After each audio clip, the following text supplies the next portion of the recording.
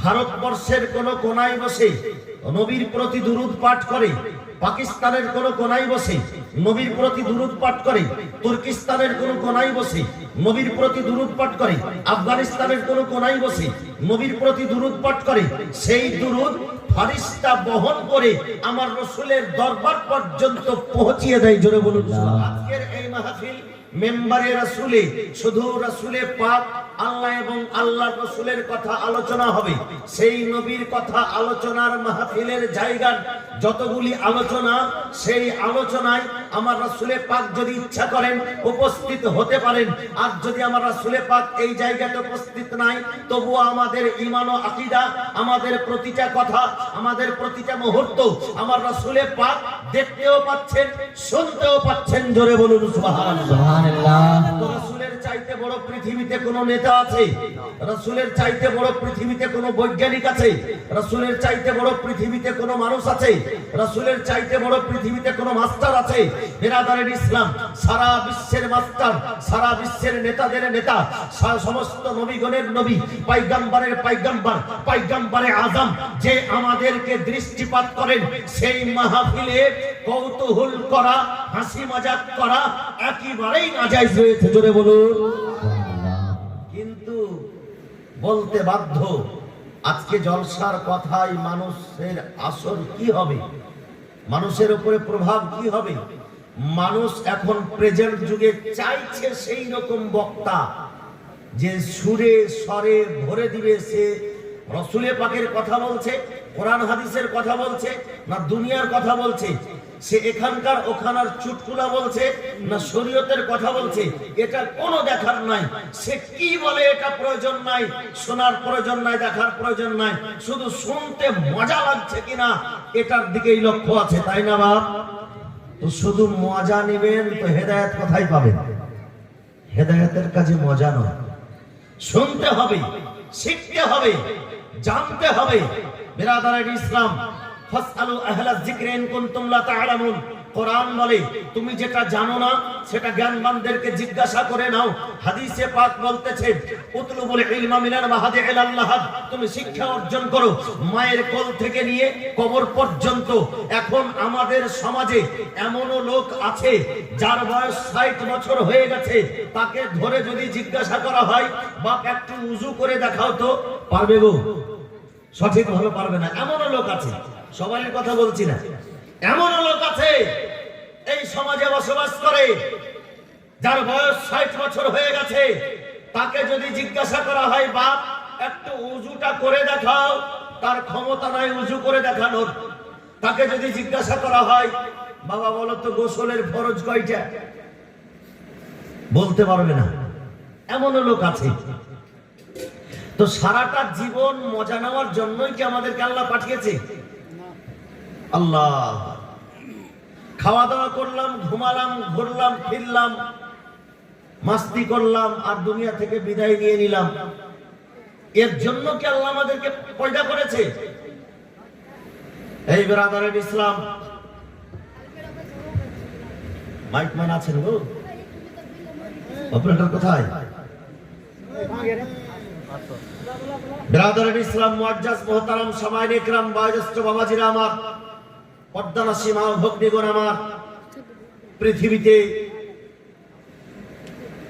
আপনাদেরকে একটি কথা আরো বলি যে দুনিয়াতে আল্লাহ আমাদেরকে পাঠিয়েছেন, সৃষ্টি করেছেন, তৈরি করেছেন, পয়দা করেছেন। তার পিছনে একটা বিশাল উদ্দেশ্য আল্লাহ পাকের। যে আল্লাহ তাবারাক ওয়া তাআলা আমাদেরকে এই পার্থিব জগতে পাঠিয়েছেন আমাদের সুবিধার জন্য।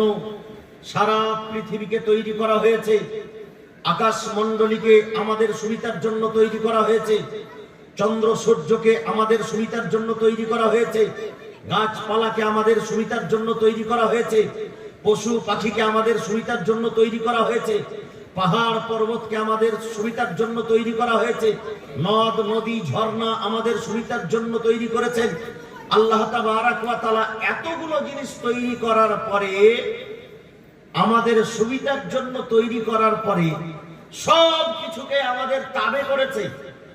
মানুষ সবকিছু ব্যবহার করতে পারে। আল্লাহর দেওয়া জমিনে আমরা চলাফেরা করি, আল্লাহর দেওয়া শ্বাস প্রশ্বাস আমরা উপভোগ করি, আল্লাহ তাবারক ওয়া তাআলার দেওয়া রিজিক আমরা খাবার খাই, আল্লাহ পাকের দেওয়া জমিনে আমরা চলাফেরা করি, সেই মহান রব্বুল আলামিনের তৈরি করা সূর্য, যার তাপমাত্রায় আমরা বেঁচে আছি, যে সূর্যের তাপমাত্রা যদি পৃথিবীতে না হতো আজকে আমরা শীতে জমাট বেঁধে পাথরের মূর্তির মতো হয়ে যেতাম। সেই তাপমাত্রা যদি অতিরিক্ত বেশি হতো তবে আমরা জ্বলে পুড়ে ছাই হয়ে যেতাম। কিন্তু আল্লাহ তাবারক ওয়া তাআলার কুদরত দেখেন, যে যতটুকু তাপমাত্রা প্রয়োজন ঠিক ততটুকু তাপমাত্রা দিয়ে আমাদেরকে বাঁচিয়ে রেখেছে, আমাদের গাছপালাকে বাঁচিয়ে রেখেছে। এই বেরাদারের ইসলাম, সেই মহান রব্বুল আলামিন আমাদের জন্য বেরাদার এত সুন্দর করে পৃথিবীকে সাজে সুসজ্জিত করেছে, কিন্তু আমাকে কিসের জন্য তৈরি করেছে? মহান রব্বুল আলামিন কোরআন পাকের মধ্যে বলেন, ওমা খালাকতুল জিন্না ওয়াল ইনসা ইল্লা লিয়াবুদুন, আমি মানব জাতিকে এবং জিন জাতিকে শুধুমাত্র ইবাদতের জন্য তৈরি করেছি। বেরাদারের ইসলাম, কবি বলতেছেন, जानवर पैदा किया गया तेरे वफा के वास्ते, चांद और सूरज पैदा किया गया तेरे जिया के वास्ते, खेतियां सरसब्ज है तेरे खजा के वास्ते, सब कुछ तेरे लिए है और तू खुदा के वास्ते। जोरे बोलो सुभानाल्लाह।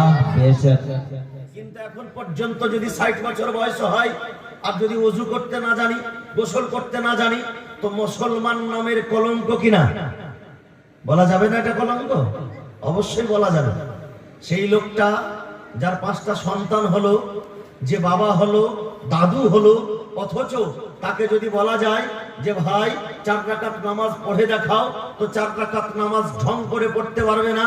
যদিও আবার পড়ে তবে দোয়াগুলো সঠিকভাবে জানা নাই, রুকুতে কি দোয়া পড়তে হবে, সাজদাতে কি দোয়া পড়তে হবে, ইমামের সঙ্গে থাকলে কি পড়তে হবে, ইমামবিহীন থাকলে কি পড়তে হবে, সেটা তার কাছে জানা নেই। বিরাদারের ইসলাম, আজকে মুসলমান কোথায় উন্নতিতে যাবে? সুবহানাল্লাহি ওয়া বিহামদিহি। আজকে মুসলমান দিনের পর দিন আমরা কুকর্মের দিকে লিপ্ত হচ্ছি, খারাপের দিকে লিপ্ত হচ্ছি, আমরা ভুল কাজের দিকে লিপ্ত হচ্ছি, ভালো কাজের দিকে অগ্রসর আমরা হতে পারছি না। এই বেরাদারের ইসলাম, দূর থেকে যেন কথা বলি টানে, সাউন্ডটা ঠিকভাবে রাখা, হ্যাঁ, আওয়াজটা না চাপা ভাবে, হ্যাঁ। বেরাদারের ইসলাম মুআজ্জাজ মুহতারাম, আজকে এই পৃথিবীতে আমরা এসেছি, মানুষ রূপে আল্লাহ তাবারক ওয়া তাআলা পাঠিয়েছে, কিন্তু মানুষের যে একটা মান আছে, মানুষের যে একটা মর্যাদা আছে, সেই মর্যাদাকে আমরা হারিয়ে ফেলেছি। বেরাদারের ইসলাম, একটি কথা আপনাদেরকে আমি বলি, আপনার গ্রামে ইমাম আছে না বাপ? ইমাম আছে, ইমাম মাওলানা বা মুফতি। ওই ইমাম সাহেব যদি গ্রামের মধ্যে কারোর বাড়ি থেকে কোন জিনিস চুরি করে নিয়ে আসে, আর কোন গ্রামের একজন ছেলে যদি চুরি করে, তো দুর্নামটা কার বেশি হবে বাপ? ইমামের বেশি হবে। এর কারণটা কি? ইমামের সম্মান বেশি। যেই ইমামের কথা রাসূল পাক বলেছেন, আল উলামা ওয়ারাসাতুল আম্বিয়া, আলিমগণ হচ্ছে নবীগণের ওয়ারিস, আর সেই নবীর ওয়ারিস হওয়ার জন্য, নবিত্ব জ্ঞান ধারক ও বাহক হওয়ার জন্য, রাসূল পাকের নায়েব হওয়ার জন্য তার ব্যবহারটা কি হওয়া দরকার ছিল? তার ব্যবহার হওয়া দরকার ছিল এটা, সে যেন চুরি না করে। তার ব্যবহার হওয়া দরকার ছিল এটা, সে যেন মিথ্যা কথা না বলে। তার ব্যবহার হওয়া দরকার ছিল এটা, সে যেন ধোঁকাবাজি না করে। এই বেরাদারের ইসলাম, যদি এই সমস্ত বৈশিষ্ট্য পাওয়া যায়, তার পিছনে নামাজও হবে না, আর সেই ব্যক্তিকে ইমাম রূপে গণ্য করা যাবে না, আর তার দুর্নিন্দাটাও বেশি হবে, তার শাস্তিটাও বেশি হবে। তাই তো বাপ, আজকে বেরাদার, আমি আপনাদেরকে একটা কথা বলি, যে আজকে আমরা মুসলমান, এই মুসলমানের সম্মান কোন জায়গায়? আমার আল্লাহ পাক কোরআনে মুসলমানদেরকে ডেকেছে ইয়া আইয়ুহাল্লাযিনা আমানু, কি বলে ডেকেছে? আমানু। এই আমানু শব্দ দ্বারা আল্লাহ তাবারক ওয়া তাআলা পূর্বের যুগের নবীগণকে ডাকতেন। কাকে ডাকতেন? পূর্বের যুগের নবীগণকে ডাকতেন। এই মুসলমানের মর্যাদা কত! আজকে আমরা মুসলমান, আপনি মুসলমান, নিজের মর্যাদা ভুলে আজকে বয়স 50, বয়স 60, মদ পান করতে দ্বিধা করি না। আজকে বয়স 50 হয়ে গেছে, মসজিদে গিয়ে নামাজ পড়তে জানি না। আজকে বয়স 50 হয়ে গেছে, রমজান মাসে আমরা রোজা রাখতে পারি না। আজকে বয়স 50 ও 60 হয়ে গেছে, এখন পর্যন্ত আমরা মুখে দাড়ি রাখতে পারি না। এর কারণ মনে হচ্ছে আমাদের যুবক বয়সটা চলে যাবে। কিন্তু তুমি মুখে দাড়ি রাখলেও না রাখলেও তোমার বয়স আর যুবক হয়ে নাই।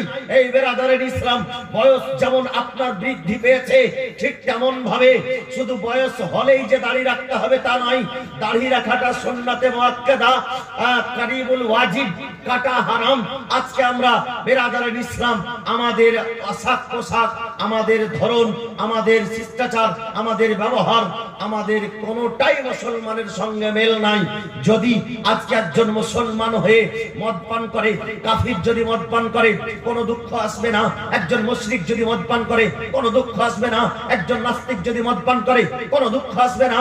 একজন বেদিন যদি মদ পান করে কোনো দুঃখ আসবে না।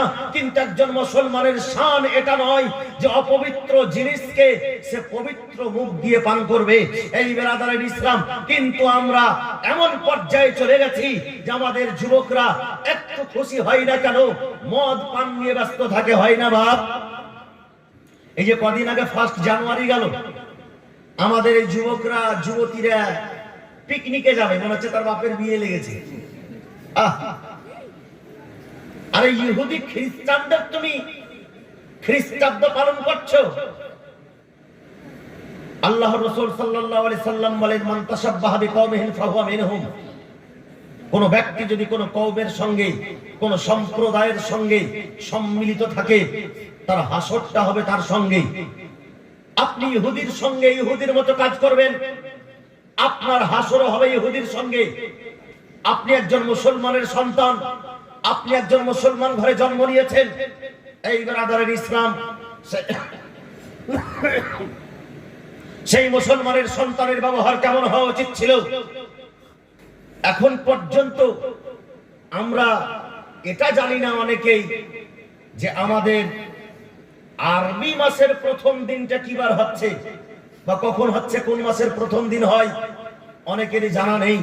কিন্তু 1 জানুয়ারিতে হ্যাপি নিউ ইয়ার, মোবারকবাদি দেওয়া, এগুলো সব ভুল জিনিস। তবে একটা জিনিস আপনাকে বলি, বছরের শুরু হচ্ছে মুহররম মাস, আর সেই মাসটা আপনি ইবাদত দিয়ে শুরু করুন। সেই রাত্রিটি আপনি ইবাদতে তওবাতে কাটিয়ে দিন। একটা বছর আমার পার হলো, মানে জীবনের একটা বয়স আমার 1 বছর কমে গেল। আজকে শুধু হ্যাপি নিউ ইয়ার বলতো, তা নিয়ে কোনো যায় আসতো না। কিন্তু আজকে আমার যুবক যুবতীরা সুন্দর করে গাড়ি সাজিয়ে, ডিজে বাজিয়ে আর পিকনিক মানাতে যাচ্ছে আমাদের বাড়ির সেই মাঠের দিকে। আর সেই পিকনিক সুন্দরভাবে নাচ গানে ভরা। এত আনন্দ ফুর্তি করার স্বাধীনতা আমার ইসলামকে আমাকে দিয়েছে। একবারের জন্য ভেবেছেন যে আল্লাহ আমাকে বাঁচিয়ে রেখেছে, যে আল্লাহ আমাকে 3 সন্ধ্যা খাওয়ারের জন্য ব্যবস্থা করে দিচ্ছে? আজকে 70 বছরের একটা লোককে জিজ্ঞাসা করেন, 1 মুঠো খাবারের জন্য 3 বেলা খেটেছে। আর আজকে 3 বেলা খাওয়ার পরে একবার আল্লাহর শুকরিয়া আদায় করার সময় নাই। এই মুসলমান, টাকা হয়েছে, পয়সা হয়েছে, ধন ও দৌলত হয়েছে, তার মানে এটা নয় যে সব সময়ের জন্য অপকর্মে লিপ্ত থাকবো। বেরাদারের ইসলাম মুআজ্জাজ মুহতারাম, আজকে সেই পিকনিকে গিয়ে সুন্দরভাবে মদ্যপান করে আর একেবারে খাসির মাংস, মুরগার মাংস দিয়ে আর কি সুন্দরভাবে নতুন বর্ষ পালন করছে। আরে নতুন বর্ষ পালন করাই তো তোমার হারাম হয়েছে। এটা খ্রিস্টানদের কাজ, কাফির ও মুশরিকদের কাজ। আপনি করেছেন, তার উপরে আবার হারাম জিনিস। আপনাকে একটা কথা বলি বাপ, খুব সুন্দর একটা ছোট্ট একটা কথা বলছি, উত্তর আপনারা দিবেন। যখন সন্তান মায়ের গর্ভে থাকে, সেই সন্তানের খাবারটা মুখ দিয়ে খায় না নাড়ি দিয়ে খায়? এটা সবাই জানে, মা বোনরাও জানে। সেই বাচ্চা নাড়ি দিয়ে খাবার খায়। খুব লক্ষ্য করে শুনবেন বাবা, বাচ্চা নাড়ি দিয়ে খাবার খায়, আর সেই বাচ্চাটা এখন মায়ের পেটে আছে, নাড়ি দিয়ে তার খাবার চলছে। যদি এখনই জন্ম হয়, 1 মিনিট পরেই সে আর নাড়ি দিয়ে খাবে না, মুখ দিয়ে খাবে, মুখ দিয়ে খাবে। আচ্ছা, 1 মিনিট পরে যেই আল্লাহ মুখ দিয়ে খাওয়াতে পারলো, সে আল্লাহ 1 মিনিট আগে তাকে কি নাড়ি দিয়ে না খাওয়িয়ে মুখ দিয়ে খাওয়াতে পারতেন না? পারতেন কিনা? আল্লাহর দ্বারা সম্ভব কিনা? অবশ্যই পারতেন। কিন্তু আল্লাহ পাক মায়ের পেটে বাচ্চাকে মুখ দিয়ে খাওয়ায়নি কেন? জানা আছে বা আপনাদের? জানা নেই। আজকে আমি বলছি, যদি কিছু মনে হয় যে আল্লাহ পাক মুখটা কেন তৈরি করেছে, তবে অবশ্যই ইনশাআল্লাহ মানার চেষ্টা করে। ইনশাআল্লাহ মানব। নাড়ি দিয়ে খাবার খাই। আমাদের মায়েদের পেটে যখন আমরা ছিলাম, কোন মাকে জিজ্ঞাসা করবেন, মায়েদের পেটে যখন সন্তান আসে, তাদের মেন্স বন্ধ হয়ে যায়, মেন্স হওয়াটা বন্ধ হয়ে যায়। প্রতি মাসে যে মেন্স হয় মায়েদের, সেই মেন্সটা বন্ধ হয়ে যায় বাচ্চা পেটে আসলেই। এর কারণ ওই মেন্স দিয়েই বাচ্চা তৈরি গঠিত শুরু হয়। বাচ্চার খাদ্য নালী পর্যন্ত ওই মেন্স দিয়ে সবকিছুই। বাচ্চা যখন আস্তে আস্তে শারীরিক গঠন তৈরি হয়ে যায়, ওই মেন্স দিয়ে নারীর সঙ্গে মায়ের নারীর কানেকশন হয়। সেই মেন্সটাই তার জন্য পেটের ভিতরে খাদ্য হয়। সেই মেন্সটা পবিত্র না অপবিত্র? অপবিত্র। সেই অপবিত্র খাদ্যটা আল্লাহ তাবারাক ওয়া তাআলা মানুষ সেই জায়গাতে সিস্টেম করে রেখেছে যে তোমার নাড়ি দিয়ে যাবে, তোমার পেট পর্যন্ত যাবে, তোমার ভুঁটির ভিতরে যাবে। যেই জায়গাতে ময়লা থাকে সেই জায়গাতে যাবে, কিন্তু তোমার অপবিত্র জিনিসটা আমি পবিত্র জায়গাতে লাগতে দেব না। এই বেরাদারের ইসলাম, যে আল্লাহ তাবারাক ওয়া তাআলা মায়ের পেটে নাড়ি দিয়ে খাবার খাওয়িয়েছেন, সেই মহান রব্বুল আলামিন জন্ম হওয়ার পরেই আবার সেই বাচ্চাকে মুখ দিয়ে মায়ের দুগ্ধ পান করায়। কিন্তু বেরাদারের ইসলাম, আল্লাহ যদি চাই তো তাকে মায়ের পেটে থাকা অবস্থায়ও মুখ দিয়ে খাওয়াতে পারতেন, কিন্তু সেইখানকার খাবার ছিল অপবিত্র, আর ভূমিষ্ঠ হওয়ার পরের খাবার হচ্ছে পবিত্র। আল্লাহ তাবারাক ওয়া তাআলা বান্দাদেরকে বুঝাতে চেয়েছেন, ও আমার বান্দারে, তোমাদের যখন পেটে খাদ্য যাবে, সেই খাদ্যটা যদি ডাইরেক্ট পেটের ভিতরে ভরতে পারো, সেটা যে কোনো খাবার হোক না কেন, ওটা আলাদা বিষয়। কিন্তু যখন তোমরা মুখ দিয়ে খাবার খাবে, তো সেই মুখটাকে আমি তোমার মায়ের পেটেও অপবিত্র হতে দিনি। সেই মুখটাকে আমি তোমার মায়ের পেটে গান্দা করিনি। সেই মুখটাকে আমি তোমার তৈরি করেছি আল্লাহর নাম নেওয়ার জন্য। সেই মুখটাকে আমি তোমার তৈরি করেছি রাসূলের প্রতি দুরূদ পড়ার জন্য। সেই মুখটাকে আমি তোমার তৈরি করেছি কোরআনের তেলাওয়াত করার জন্য। আমি তোমার মুখটাকে এজন্যই তৈরি করেছি, নামাজে যখন দাঁড়া হবে তুমি আমার প্রশংসা করবে। যখন তুমি নামাজের বাইরে থাকবে তখন আল্লাহর প্রশংসা করবে। যখন তুমি নামাজের বাইরে থাকবে আমার রাসূলের প্রশংসা করবে। ও আমার বান্দারে শোনো, যে মুখটাকে আজকে তুমি মদ পান করে অপবিত্র করছো, যে মুখটাকে আজকে তুমি ঘুষের টাকা দিয়ে অপবিত্র করছো, যে মুখটাকে আজকে তুমি সুদের টাকা দিয়ে অপবিত্র করছো, যে মুখটাকে আজকে তুমি কুকর্ম করে, আজকে যে মুখটাকে তুমি হারাম খাদ্য খেয়ে অপবিত্র করছো, তোমার মায়ের গর্ভে থাকা অবস্থায় আমি তোমার মুখটাকে অপবিত্র করিনি, পবিত্র রেখেছিলাম, যাতে দুনিয়াতে যাওয়ার পরে তুমি আমার প্রশংসা করো। জোরে বলুন সুবহানাল্লাহ। কিন্তু আমরা কি তা করেছি? আমাদের এই যুবকরা যখন মদ পান করে, তার সঙ্গে কিছু বয়স্ক বাপুরাও আছে, বয়স 50-60 হয়ে গেছে। এই মদটা যখন পান করে তার কি একবারও খেয়াল আসে না যে এই মুখটা দিয়ে আমি আল্লাহর নাম নিই, এই মুখটা দিয়ে আমি গৌস খাজার নাম নিচ্ছি, এই মুখটা দিয়ে আমি রাসূলের পাকের নাম নিচ্ছি, আর এই মুখটা দিয়েই আমি হালাল খাদ্য খাচ্ছি। আপনারা বাথরুমে যাচ্ছেন, সেই বাথরুমে থুথু ফেলা নিষেধ আছে না? আছে তো? কেন জানেন? থুথুটা পবিত্র আর বাথরুমটা অপবিত্র। অপবিত্র জায়গাতে পবিত্র জিনিস ফেলাটাও নিষেধ। একটা দানাকে আপনি নিয়ে গিয়ে বাথরুমে ফেলতে পারবেন? জেনে বুঝে ফেলা যাবে না। এই এত সুন্দর আল্লাহ পাক মুখ দিয়েছে এই মদ পান করার জন্য। তাফাল্লিঙ্গি করার জন্য। পৃথিবীতে আসার পরে আমরা যে মুসলিম জাতি, এই মুসলিম জাতি হওয়ার যে একটা সম্মান, সেই সম্মানটাকে আমরা ভুলে ফেলেছি। আজকে আমার মায়েরা এই মাহফিলে এসেছেন, খুব সুন্দর ভদ্র নম্র ভাবে বসে আছে, শান্ত শিষ্ট ভাবে। কিন্তু এই মায়েরাই যখন আবার বাজারে ঘুরে, বোঝা যায় না এটা মুসলমানের মেয়ে না হিন্দুর মেয়ে। এটা পার্থক্য থাকবে, তো এটা তারতম্য থাকবে। মুসলিমের শান ও শওকাত একটা আলাদা।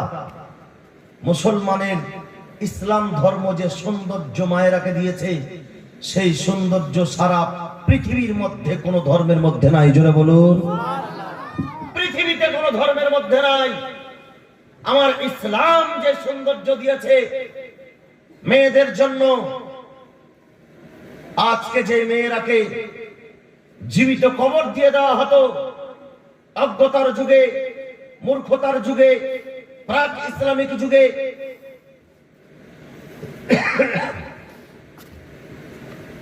যে মেয়েদেরকে স্বামী মারা গেলে তার চিতায় রেখে জীবিত স্ত্রীকে পুড়িয়ে দেওয়া হতো, এটা পরম্পরা ছিল প্রাক ইসলামিক যুগে। সেই পরম্পরাটা এখন আছে কি? নাই। এই মায়েদেরকে সম্মান কে দিয়েছে? রাসূলে পাক বলে মাকে কতটা সম্মান দিয়েছে। এই মায়ের গর্ভ থেকে আলিম জন্ম হচ্ছে, এই মায়ের গর্ভ থেকে হাফিজ কোরআন হচ্ছে, এই মায়ের গর্ভ থেকে ওলি হচ্ছে, এই মায়ের গর্ভ থেকে নবী হয়েছে।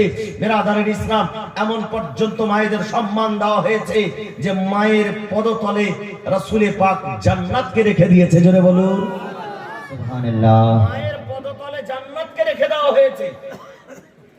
আর সেই মা আজকে পর্দার গর্দা উড়িয়ে দিচ্ছে। আজকে রাত্রিবেলা অ্যান্ড্রয়েড ভার্সন মোবাইল না দেখতে দেখতে ঘুমালে ঘুম আসে না, বাচ্চাকে গান শোনাতে শোনাতে না ঘুম দিলে ঘুম আসে না।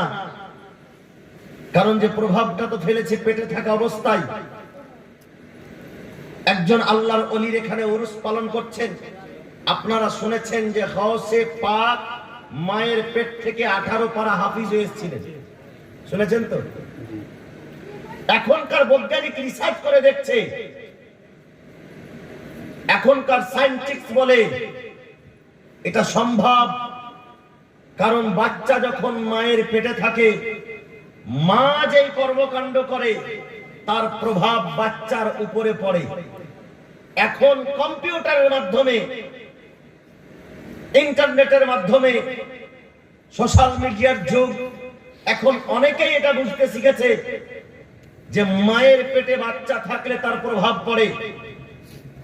একটা সময় ছিল যে মা বাচ্চাদেরকে কোরআনের আয়াত পড়ে ঘুম দিত। একটা সময় ছিল যে নাতে রাসূল পড়ে বাচ্চাদেরকে ঘুম দেওয়া হতো, রাসূলের প্রতি দুরূদ পড়তে পড়তে ঘুম দেওয়া হতো। কিন্তু এখনকার সময় বাচ্চা কাঁদতে লাগলেই গান চালু করে তার কানের পাশে রেখে দেওয়া হয়। এখন বাচ্চা কাঁদতে লাগলেই অ্যান্ড্রয়েড ভার্সন মোবাইল দেখিয়ে বাচ্চাকে চুপ করানো হয়। আর সে বাচ্চাও চুপ হয়ে যায়। ও বাচ্চাটা কি বুঝবে? 2 মাসের বাচ্চা, 5 মাসের বাচ্চা, বলে 5 মাসের বাচ্চা হলেও সে মায়ের পেট থেকেই শিখে এসেছে। কোথায় থেকে শিখেছে? মায়ের পেট থেকে শিখে এসেছে। বিরাদরান ইসলাম, হযরতে বাবা ফরিদউদ্দিন গঞ্জে শকর, যখন হযরতে বাবা ফরিদউদ্দিন গঞ্জে শকরকে মানুষ দেখতো মুসলমান হয়ে যেত। ফরিদউদ্দিন গঞ্জে শকর খাজা পিয়ার মুরিদ, কুতুবউদ্দিন বখতিয়ার কাকি খাজা পিয়ার মুরিদ। আজকে সেই মুরিদরা হতো কিরকম? আল্লাহর ওলি তৈরি হয়ে যেত। আর এখন আমরাও মুরিদ, মুরিদ না বাবা, ভক্ত আমরাও। উরসে খাজাতে আমরা যাব, ট্রাভেলস হচ্ছে না? ট্রাভেলসে যাওয়া, খাজা পিয়ার মাজার শরীফ যাওয়া জায়েজ না না জায়েজ? এটা আপনারাও জানেন, জানেন না? জায়েজ, এতে কোনো সন্দেহ নাই। তবে কোন মহিলাদের কোন মাজারে যাওয়া জায়েজ নয়। মাজারে যাওয়া জায়েজ নয়, সে খাজা পিয়ার মাজার হোক বা গৌস পাকের মাজার। এটা কোনো ওয়াহাবি দেওবন্দি মাওলানা বলছে না, সুন্নি মাওলানা বলছে। আবার খাঁটি সুন্নি টিটিএস, কোনো সন্দেহ নেই। আলা হযরত আজিমুল বরকত আলাইহি রাহমাতুর রিজওয়ান বলেন, কোন মেয়ে যদি মাজারে যাও মনে করে বাড়ি থেকে পা বের করে, তো একটা কদম উঠাবে তার উপরে লানত বর্ষিত শুরু হয়ে যায়। আজকে আমাদের মাজারেরও দুর্দশা শুরু হয়ে গেছে এই মায়েদের জন্য, মানে যেখানে জানতে এদের জন্য ভেজাল শুরু। এত মেলা আর এত ঠেলা, যেই জায়গাতে ইবাদত করার প্রয়োজন সেখানে ইবাদত হয় না, শুধু গন্ডগোল আর মেলা আর মেলা। আল্লাহর ওলির মাজার যেই জায়গাকে ফেরেশতাদের জিয়ারতের জায়গা বলা হয়েছে, অনেকে আবার আল্লাহর ওলিদেরকেই মানে না। তবে একটা কথা শুনুন বাপ আমার, ওলিদেরকে মানতে হবে। আমি কাউকে ঠেস লাগিয়ে কখনোই কথা বলি না, কোনো স্টেজেই না। তবে আল্লাহ তাবারক ওয়া তাআলা ইরশাদ করেন হাদিসে কুদসি, কি বললাম? হাদিসে কুদসি। হাদিসে কুদসি কাকে বলে? যার বক্তা হচ্ছে আল্লাহ আর বর্ণনাকারী হচ্ছে আমার নবী। আর এমনি হাদিস বলা হয় যার বক্তা হচ্ছে আমার নবী, বর্ণনাকারী হচ্ছেন সাহাবায়ে কেরাম, তাকে বলা হয় হাদিস। কিন্তু হাদিসে কুদসি বলা হয় যে কথাটি আল্লাহ বলেছেন আর আমার নবী সেই কথাটি বলছেন, তাকে বলা হয় হাদিসে কুদসি। বিরাদারের ইসলাম, সেই হাদিসে কুদসির মধ্যে বয়ান হয়েছে, বুখারী শরীফের মধ্যে যেই হাদিস খানাকে রিওয়ায়াত করা হয়েছে, আমার মহান রব্বুল আলামিন ইরশাদ করেন, মান আদালি ওয়ালিয়ান ফাকাদ আযানতুহু বিল হারব। আমার ওলির সঙ্গে যে শত্রুতা করলো, আমি তাকে যুদ্ধের চ্যালেঞ্জ করলাম। আল্লাহর সঙ্গে কেউ যুদ্ধ করে পেরেছে? বহু নমরুদ, ফেরাউন, সাদ্দাত আল্লাহর সঙ্গে যুদ্ধ করে স্বাদ মিটিয়ে নিয়েছে। এই বিরাদারের ইসলাম, আল্লাহর সঙ্গে পাল্লা দিয়ে কেউ পারেনি, আর কাল কিয়ামত পর্যন্ত কেউ পারবে না। আর আল্লাহর ওলিদের সঙ্গে এখনো অনেক শত্রু আছে। হ্যাঁ, তবে এটা স্বীকার করতে হবে আমাদের সুন্নি জগৎকে যে আল্লাহর ওলির মাজারে বর্তমান যুগে অনেক অপকর্ম হচ্ছে, অনেক নাজায়েজ কাজ হচ্ছে, ভুল কাজ হচ্ছে। আচ্ছা বাবা, আপনাদের গ্রামে মসজিদ আছে না? মসজিদ আছে তো? মসজিদে যদি একটা ছাগল চলে যায় আর ছাগল গিয়ে মনে করেন পায়খানা করে দিল, তো সেই জায়গাটাকে পবিত্র করে ধুয়ে ফেলতে হবে না ভেঙে ফেলতে হবে? ধুয়ে ফেলতে হবে, আবার সেখানে গিয়ে ইবাদত করতে হবে, ইবাদতের জায়গা। আপনার নাকে যদি মাছি বসে, তো মাছিটা তাড়াতে হবে না নাকটা কেটে ফেলতে হবে? মাছিটা তাড়াতে হবে। মাজারে অবশ্য অপকর্ম হচ্ছে। কি অপকর্ম? এই নারীদেরকে দল বেঁধে নিয়ে যাওয়া, যেই জায়গাতে মেয়েরা গিয়ে আবার গোসল করছে। আবার কোথায় যে পেল আল্লাহ পাক জানে। আল্লাহর ওলির মাজারে পুরুষরা যাবেন। যদি মেয়ে মানুষ যদি বাড়ি থেকে মানত করে, সেই মানতটা পূর্ণ করার জন্য সেই বাড়ির পুরুষ লোক যাবে, সেই মেয়েটারই মানত পূর্ণ হয়ে যাবে। জোরে বলুন সুবহানাল্লাহ।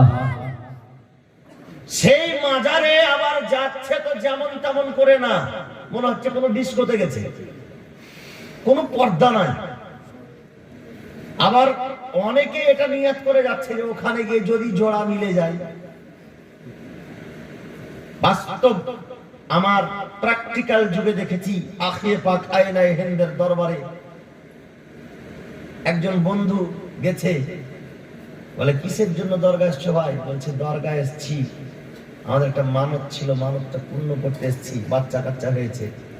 আর ফট করে তারপর আবার একটা কথা বলছে যে আমরা এখানে আসার পরেই তো আমাদের বিয়েটা হয়েছিল। জড়ি খুঁজতে গিয়েছিল পাগলা ওখানে। আল্লাহর ওলির দরবারে যায় নিজের হাজত পূরণ করার জন্য, তো জড়ি খুঁজতে যাচ্ছে। জড়ি যাচ্ছে বলেই তো জড়ি খুঁজতে যাচ্ছে। এই পুরুষরা যাবে ওখানে ইবাদত করতে,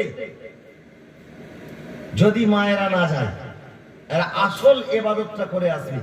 ওলির দরবারে যাওয়াতে যে একটা মজা আছে, কোনদিন যদি ইচ্ছা করে খুব সকাল সকাল 8টার আগে আখিয়ে পাকের দরবারে গিয়ে বেশি না আধা ঘন্টা বসে থেকে মন শান্তি করে দোয়া চেয়ে তারপরে বাড়ি আসবেন, মনে হবে যে আপনার সারাটা দিন মনে হচ্ছে উজ্জ্বল হয়ে গেছে, আপনার জীবনের মনে হচ্ছে সবকিছুই একেবারে যত ঋণ ছিল সব শোধ হয়ে গেছে, এত আপনাকে ফ্রি মনে হবে আর এতটাই খুশনসিব মনে হবে বেরাদারের ইসলাম।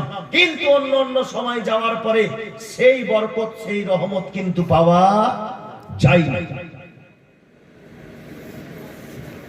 আজকে খাজা পিয়ার উর্সকে কেন্দ্র করে জলসা,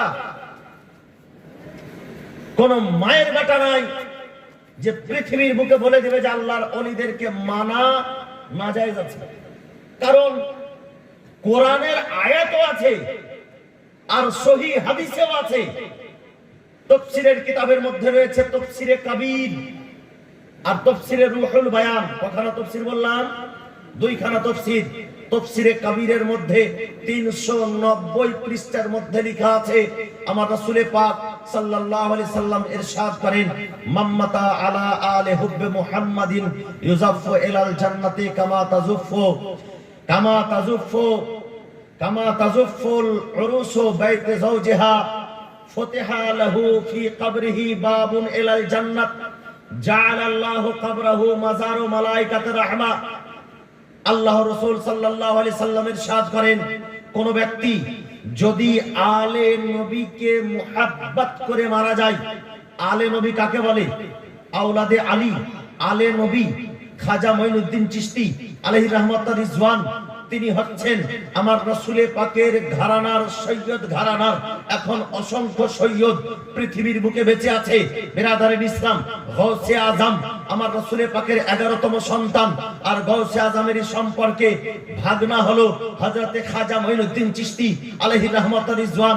হাসানি হুসাইনি সৈয়দ বিরাদারিন ইসলাম, হযরতে খাজা মঈনুদ্দিন চিশতি আলাইহির রাহমাতুর রিজওয়ান যে সৈয়দ ঘরানার মানুষ, সে সৈয়দ ঘরানার কোন মানুষকে প্রেম মোহাব্বত করে যদি কোনো ব্যক্তি মারা যায়, হাসান ও হুসাইনকে মোহাব্বত করে কোনো ব্যক্তি যদি মারা যায়, সেই ব্যক্তির কথা আমার রাসূল পাক বলেন যে সেই ব্যক্তিকে এমন ভাবে জান্নাতের মধ্যে প্রবেশ করা হবে যেমন ভাবে নতুন বধূ সাজুগুজু করে নিজের বরের বাড়িতে প্রবেশ করে।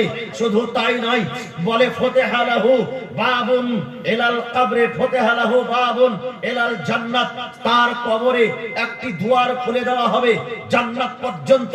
ওয়া জাআলাল্লাহু কবরাহু মাজারু মালায়েকাতির রাহমা, তার কবরখানাকে ফেরেশতাদের জিয়ারতের জায়গা বানিয়ে দেওয়া হয়। জোরে বলুন সুবহানাল্লাহ। বেশক রহমতি ফেরেশতারা যেই কবরের জিয়ারত করতে আসে, আল্লাহর ওলিদের কবরের জিয়ারত রহমতি ফেরেশতারা করতে আসে। আর সেখানে যদি আমার বেটি বা আমার বোন বেপর্দা হয়ে মাথার চুল দেখিয়ে যদি সেই জায়গা থেকে উপস্থিত হয়ে যায়, তো তার চাইতে নির্লজ্জ আর কেউ আছে? আছে? নাই। লানত বর্ষিত হবে সেই মেয়ের উপরে, অভিশপ্ত হবে সেই মেয়ে। এই বিরাদারিন ইসলাম মুআজ্জাজ মুহতারাম সামায়েন ইকরাম, আজকে উরসকে কেন্দ্র করে আপনারা যে জলসা লাগিয়েছেন আলহামদুলিল্লাহ, তবে উরসকে কেন্দ্র করে জলসা লাগানোর উদ্দেশ্য এটা যে খাজা মঈনুদ্দিন চিশতি আলাইহির রাহমাতুর রিজওয়ানকে আমরা ভালোবাসি, আর সেই খাজা মঈনুদ্দিন চিশতির গোলাম আপনি তখনই হবেন যখন খাজা মঈনুদ্দিন চিশতির কথার উপরে আমল আপনার হবে, খাজা মঈনুদ্দিন চিশতির আমলের মতো আমল আপনার হবে। এই বিরাদারিন ইসলাম, এখন পর্যন্ত কোন মানুষ, কোন মুফতি, কোন আলিম একথা প্রমাণ করতে পারবে না যে খাজা মঈনুদ্দিন চিশতির একটা ওয়াক্তেরও নামাজ কাজা ছিল। জোরে বলুন সুবহানাল্লাহ। আজকে খাজার গোলাম যদি নিজেকে মনে করি, তবে নিজেকে কি হতে হবে? 1 নম্বর পয়েন্ট, আগে নামাজি হতে হবে। ইসলাম ধর্মের মধ্যে মুসলমান হওয়ার পরে সর্বপ্রথম যেটি আমাদের উপরে করণীয় সেটি হচ্ছে নামাজ। আপনাদের গ্রামে বিখ্যাত আলিম দেখেছেন ভালো কোয়ালিটির, এর আগে যে ছিল সে তো আমার শিক্ষক ছিল, মুফতি শাকির, উনি আমার শিক্ষক, যোগ্য আলিম। আপনারা আলিম দুর্বল রাখছেন না, আলিম ভালো রাখছেন। তবে জানবেন, গিয়ে বসবেন পারছে, জিজ্ঞাসা করবেন কোরআন হাদিসের কথা। কিন্তু বেরাদারিন ইসলাম, এতে লাগার বিষয় কিছু না। আপনাদের এই এলাকা আর আমাদের এলাকা খুব দূরাদূরি নয়, কাছাকাছি, প্রত্যেকটা এলাকা মোটামুটি করে জানা আছে। তবে ব্রাদারি একটা আলাদা আলাদা। আমরা হচ্ছি বাদিয়া ব্রাদারি, আপনারা হচ্ছেন খোট্টা ব্রাদারি। তবে এই খোট্টা ব্রাদারির মধ্যে কিছু জিনিস আছে আবার যেটা একেবারে বেশি বাড়াবাড়ি। আমাদের বাদিয়া ব্রাদারির মধ্যে আবার কিছু জিনিস আছে একেবারে বাড়াবাড়ি। হ্যাঁ আছে। বাবা মার ব্রাদারি দেখা হবে না। আমরা কুল্লু মুসলিমিন ইখওয়া। আল্লাহ রাসূল সাল্লাল্লাহু আলাইহি সাল্লাম বলেন, প্রত্যেক মুসলমান ভাই ভাই। আমরা মুসলমান ভাই, আমি আপনার ভাই, আপনি আমার ভাই। কিন্তু আজকে আমরা মুসলমান হয়ে এক মুসলমানের সহযোগী হতে পারি না। আজকে আমরা মুসলমান হয়ে এক মুসলমানের হামদর্দ হতে পারি না। আজকে আমরা মুসলমান, এক কথায় আমরা এখন পর্যন্ত আসল মুসলমানই হতে পারি না। আল্লাহ তাবারাক ওয়া তাআলা ইরশাদ করেন, ইয়া আইয়ুহাল্লাযিনা আমানুত্তাকুল্লাহ হাক্কা তুকাতিহি ওয়া লা তামুতুন্না ইল্লা ওয়া আনতুম মুসলিমুন। হে ঈমানদার ব্যক্তিগণ, হে বিশ্বাসী বর্গরা, তোমরা আল্লাহকে দেখে পুরো দমে ভয় করো এবং তোমরা অতক্ষণ পর্যন্ত মরিও না যতক্ষণ পর্যন্ত না তোমরা মুসলমান হয়েছে। কাকে বলছে গো? ঈমানদারকে বলছে। যারা ঈমান নিয়ে এসেছে তাদেরকে বলা হচ্ছে, যারা মুসলমান তাদেরকে বলা হচ্ছে। যেই মহান রব্বুল আলামিন, এবার দুরূদে পাক পড়েন, এতে চা নিয়ে এসেছে গো। আল্লাহুম্মা সাল্লি আলা সাইয়্যিদিনা মাওলানা মুহাম্মদ ওয়া আলা আলি সাইয়্যিদিনা ওয়া আলা আলি সাইয়্যিদিনা মাওলানা মুহাম্মদ। दोनों आलम के मुख्तार, हम गरीबों के गमखार, लेके आए जामे रहमत बेशुमार। दोनों आलम के मुख्तार। एक मोहब्बत बोलो सुभान अल्लाह, सुभान अल्लाह। একটু হালকা। दोनों आलम के मुख्तार, हम गरीबों के गमखार, लेके आए जहां में रहमत बेशुमार। दोनों आलम के मुख्तार। आए नबी जब ज़ेरे फलक में, धूम मची थी हुर मलक में। सुभान अल्लाह। आप लोग उर्दू ज्यादा समझते हैं ना, इसलिए मैंने उर्दू नात शरीफ पढ़ना शुरू किया। सुनेंगे ना? आए नबी जब ज़ेरे फलक में, धूम मची थी हुर मलक में। चली हवा खुशगवार, देखो फूलों में बहार। चली हवा खुशगवार, देखो फूलों में बहार, लेके आए जहां में रहमत बेशुमार। दोनों आलम के मुख्तार। बेशक सुभान अल्लाह। लफ्ज पर बड़ा गौर करेंगे, जुमला जो है ना, जुमला पर बड़ा गौर करेंगे। होने लगी जब बूतों की पूजा, मेरे नबी को दुनिया में भेजा। कहिए सुभान अल्लाह, सुभान अल्लाह। होने लगी जब बूतों की पूजा, मेरे नबी को दुनिया में भेजा। तो मिटाने को कुफ्फार ला इलाहा की तलवार। तलवार तो मिटाने को कुफार ला इलाहा की तलवार लेके आए जहां में रहमत बेशुमार दोनों आलम के मुख्तार। मेरे नबी तमाम जहानों का खजाना है। बुखारी शरीफ में है इन्नमा अना कासिमुन व खाजिनुन वल्लाहु युती कहिए सुभान अल्लाह। सुभान अल्लाह। शायर कहता है हमारा नबी है खुदा का खजाना जिसे लोग कहते हैं मुल्के मदीना। हमारा नबी है खुदा का खजाना जिसे लोग कहते हैं मुल्के मदीना। लाए नबी जीवाकार चमके मदीना बाजार। लाए नबी जीवाकार चमके मदीना बाजार लेके आए जहां में रहमत बेशुमार दोनों आलम के मुख्तार। सुभान अल्लाह।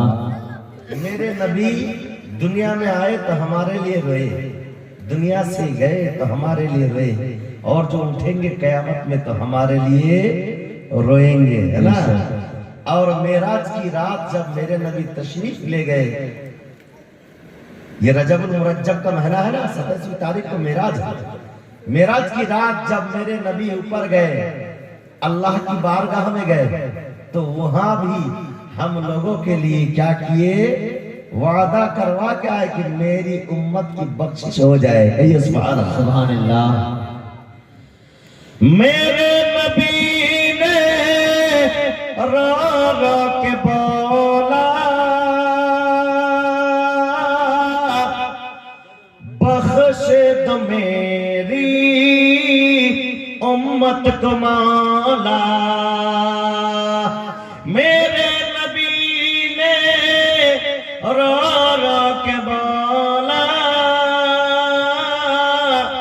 बख्श दो मेरी उम्मत को मौला कि तेरा नाम है गफ्फार मेरी उम्मत गुनहगार। तेरा नाम है गफ्फार मेरी उम्मत गुनहगार लेके आए जहां में रहमत बेशुमार दोनों आलम के मुख्तार।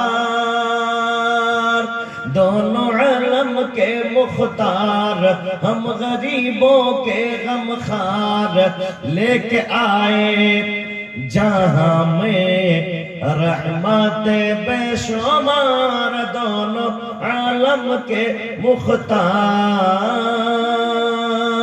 दुरूद पाक पढ़ें अल्लाहुम्मा सल्ली अला सय्यदिना मौलाना मुहम्मद व अला आले सय्यदिना व अला आले सय्यदिना मौलाना मुहम्मद सल्लल्लाहु ताला अलैहि वसल्लम। बिरादर इस्लाम,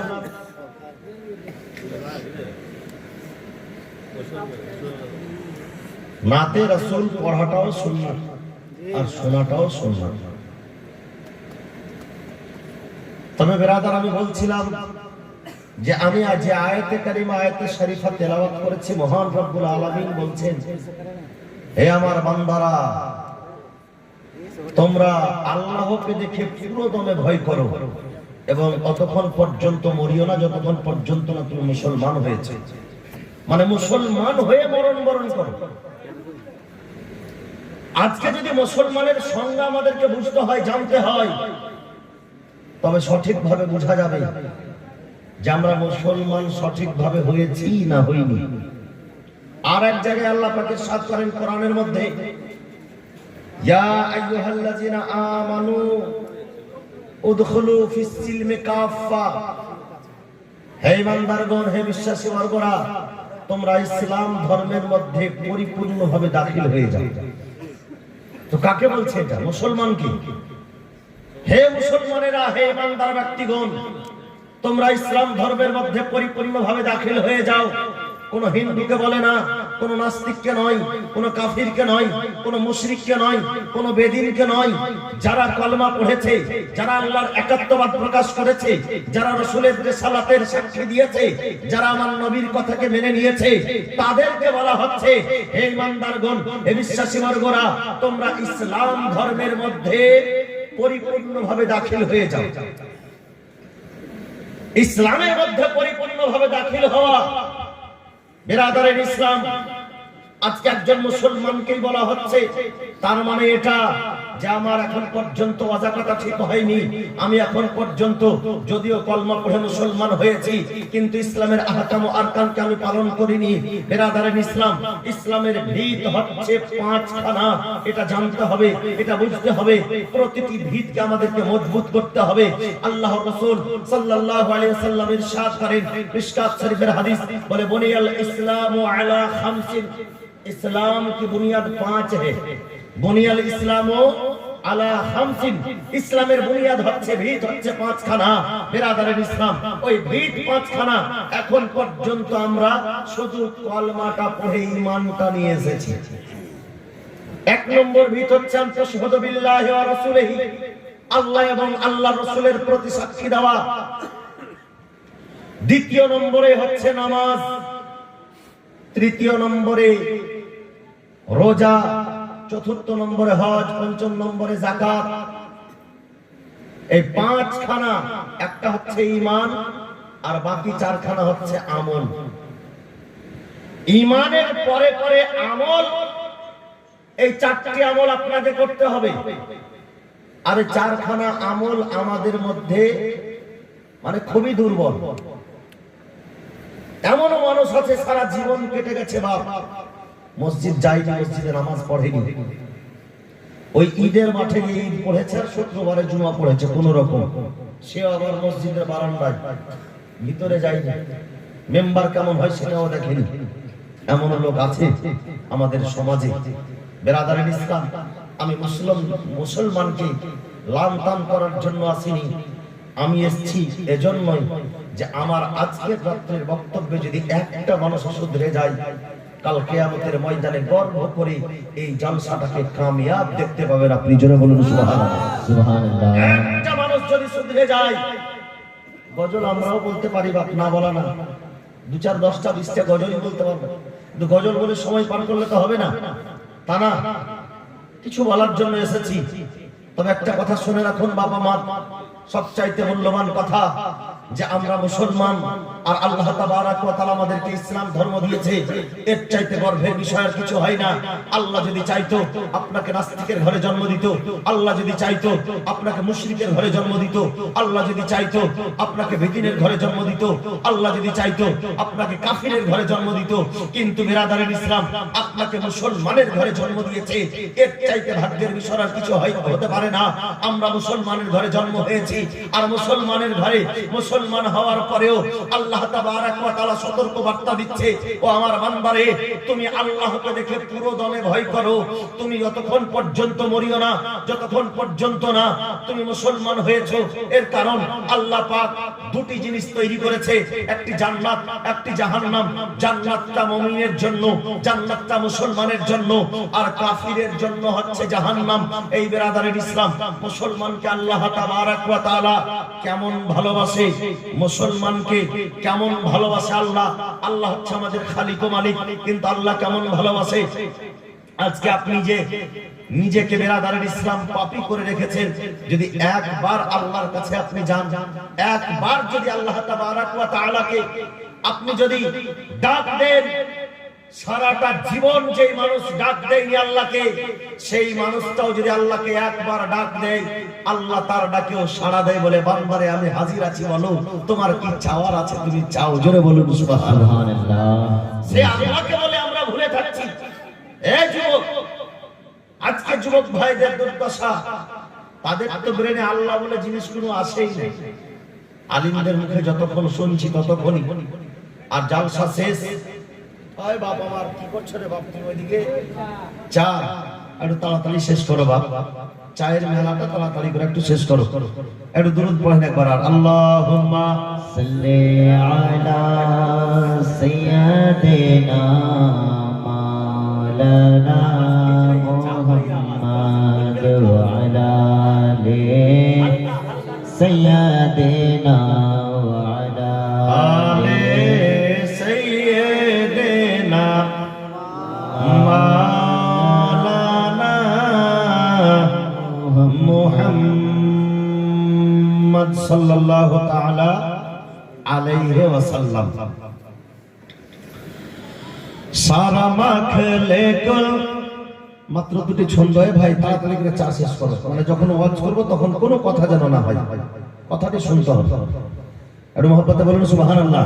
সুবহানাল্লাহ। সারা মাখলে কুল জারনায়ে সমতুল, আজ ভোরে তাজ পরে এলো সে রাসূল। একটু জোরে হবে সুবহানাল্লাহ। নিজ নূরে রাব্বুল